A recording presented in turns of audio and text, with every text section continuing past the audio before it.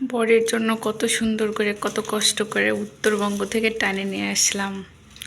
সেই তো বর খাওয়ার সময় পাচ্ছে না, দেখেছো কি টসটসা।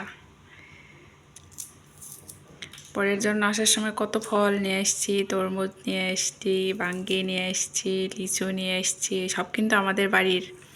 দেখো কি সুন্দর, মিষ্টিও কিন্তু অনেক সুন্দর মিষ্টি। দেখো একদম সবগুলা একদম গাছেই পেকেছিল। আমি আসার সময় শুধু আসার আগ দিয়ে শুধু পাড়ে নিয়ে এসেছি।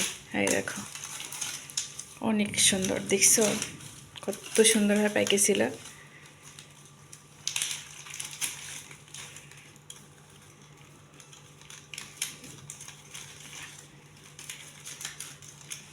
খুলছেই না, তো চেষ্টা করতেছি।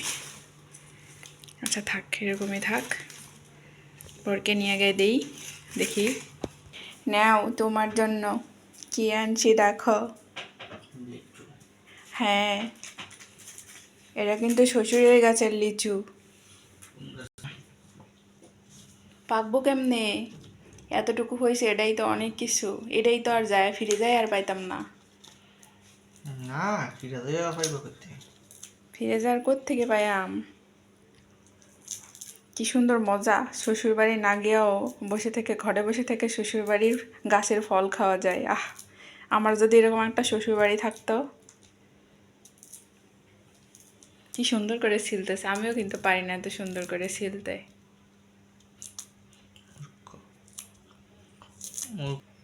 কি সুন্দর, একদম ডিমের মতো লাগতেছে, কোয়েলের ডিম। মিষ্টি আছে নাকি তাই কও? টক, এখনও টকই থাকবে, আরও কয়েকদিন গেলে গা এটা আরও পরিপক্ক হবে, আরও সুন্দর কালার আসবে। এগুলো একদম কাটা কাটা হয়ে যাবে, তখন মিষ্টি লাগবে। তিনটা নিছি, তিনটা সিলার পরে যে কত সুন্দর দেখা যায়। এই দেখো ডিমের মতো লাগতেছে একসঙ্গে।